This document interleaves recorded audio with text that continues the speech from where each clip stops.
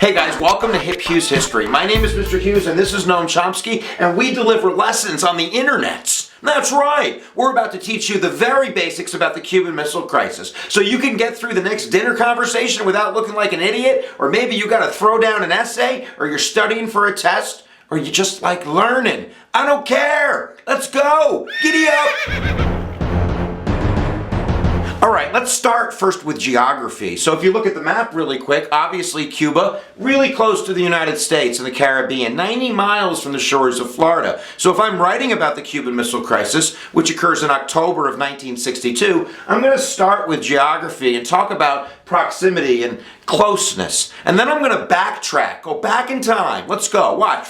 And suddenly we're in 1823. In 1823, James Monroe warns Europe with the Monroe Doctrine to stay the hell away from my side of the globe. Dog piss in the hood. We're really trying to mark our territory and claim kind of the Western Hemisphere as our hood, as our side of the globe. Fast forward. Spanish-American War. In 1899, the United States engages Cuba through Spain in the Spanish-American War. This is really a war of imperialism. It's a whole nother lecture. But in order to understand the Cuban Missile Crisis and the communist revolution in the late 1950s in Cuba, we need to understand that the Cuban people had lived under American imperialism after the Spanish-American War for upwards of 50 years. So we're controlling trade and their foreign policy and their economics. So that's going to be kind of the context for the beginning of the Cuban Missile Crisis. Start with the Monroe Doctrine and then talk about kind of the Spanish-American War and imperialism, and then we're ready to go. So fast forward to 1959. After 60 years of imperialism, the government of Cuba, which is a nationalistic kind of pro-American government under Batista, is overthrown by the revolutionary, the communist guerrilla, Fidel Castro. And Fidel Castro is going to make an alliance with the Soviet Union. And you have to remember, context, man, that this is occurring during the Cold War. So this is provoking a giant fear in the United States. What's going to happen now that Russia is in our backyard? And violating the Monroe what? You learned something, the Monroe Doctrine. So giddy up, what are we going to do? So in 1959, we had a Republican president, Dwight Eisenhower. So Eisenhower puts into motion a CIA plan, which will be known as the Bay of Pigs, which is designed to use Cuban exiles that were, from Cuba, send them back with American support to overthrow Castro and, revive the Monroe Doctrine and get these commies out of our backyard. And then JFK's elected. So JFK is faced with a tremendous decision when he takes office in 1961, January, whether or not to go with the Bay of Pigs. And under pressure, he decides he's doing it. The Bay of Pigs is a tremendous disaster. He also authorized a program called Operation Mongoose, and it's a really complicated CIA program, but basically they tried to kill Castro, and Castro knew this, and the Soviet Union knew this. So knowing them, what are they going to do? And, I think there's another part of this. They also, I think, see Kennedy kind of as weak. He didn't back up the Cuban exiles in the Bay of Pigs. In 1961, the Soviets build the Berlin Wall, I think testing the young president, and he really doesn't do anything. So I think his youth and his inexperience on the Berlin Wall and the Bay of Pigs really is showing Khrushchev, the leader of the Soviet Union, now is the time to play our hand. So they're going to do something that's going to mess everything up. So if you're Khrushchev, if you're the leader of the Soviet Union, and you know our policy is containment, and you know we tried to invade, and you know we're trying to kill the leader of Cuba, what's your best move? Their best move is to get nukes on the island.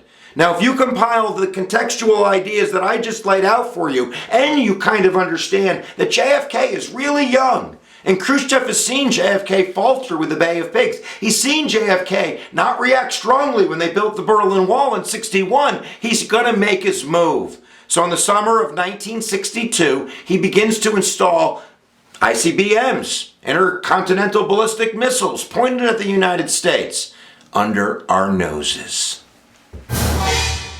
So, the Cuban Missile Crisis. Let's get to this. It's MAD. MAD stands for mutual assured destruction. And this is a policy that basically is going to come down to nobody's willing to die. Nobody's willing to press the button. So, in 1962, in October, to be exact, this is October 15th to October 28th. It's called 13 Days in October, right? We discover the missile sites. A U-2 flight, not the band, but a plane high out of radar range, takes some snapshots, and we find out that the Soviet Union is putting missiles on the island. So JFK has to react. What is he going to do? Let's find out. His first reaction was actually to invade the island. Not many people understand how close to the abyss we were. He had generals underneath him. LeMay, who was the commander of the Enola Gay and dropped the bombs in Hiroshima, was still around. He was yelling for invasion. Voices all around the Joint Chief of Staffs were saying, you need to invade. You cannot let the Soviet Union putting missiles into Cuba because that throws off mutual assured destruction. Mutual assured destruction only works if both sides have enough time to react. And if you have missiles in Cuba, geez, that's pretty damn close. Now, we have missiles in Turkey. So the Soviet Union would counter by saying, hey, we're only doing what you're doing. But nevertheless, we're ready to invade. Guys, I'm serious, man. We have the airplanes ready to go. And then actually, it's kind of a neat story, and I'm going to keep it really short, but in one of the last meetings before the invasion, or kind of making that final decision, the secretary, the former foreign ambassador to Moscow, his name was Tommy Thompson, was sitting at the cabinet table. I want to say he was a cabinet member at that point, maybe interior or something like that. And he had known Khrushchev. So he made the statement with Kennedy and everyone kind of sitting there, don't invade. If you invade, you're pushing Khrushchev to the wall and you're going to start World War III. If you give Khrushchev a chance to save face and get out of this, he'll do it. So the decision is made rather to invade, to blockade. To blockade. This is the regent's answer, the answer on the final exam. So the blockade begins the kind of standstill. We can see these Soviet ships and the American ships kind of facing off at each other, no one really knowing what's going to go on. What was really going on was backdoor negotiations. And in those backdoor negotiations, a deal is finally going to be struck, and then I'll tell you the surprise. So look, at the end of the day, even though at the end of the crisis, I believe on the 27th or the 26th, the Soviets shot down a U-2 plane, and that kind of escalated everything, cooler heads prevail. And here's the deal, and you're going to get some people in the United States that are going to be really upset with this deal, because part of the deal is we're not going to invade Cuba again. That's what the Soviets got out of this. We agreed never to invade Cuba, and we agreed to dismantle some of our own ICBMs in Turkey and Italy, which are really close to the Soviet Union. But the Soviet Union agrees to do what we wanted, which is get the missiles out.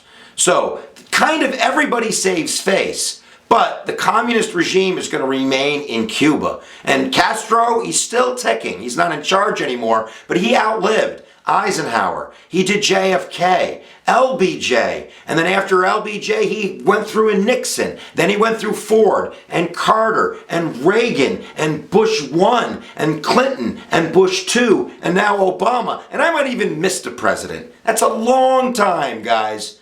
One more thing.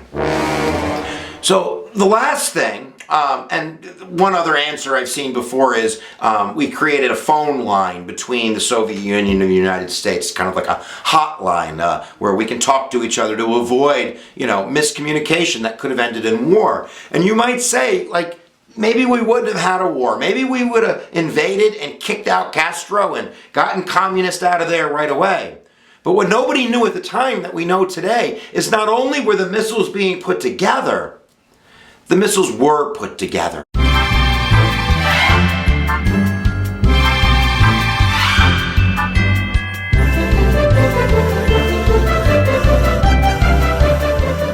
Hey guys, if you wouldn't mind, if you can hit subscribe below, right? I want to live like an EDU gangster. I want to live off YouTube forever until I'm like 120, and I can't do it unless you subscribe and you keep watching new content. So please, pretty please, with history on top.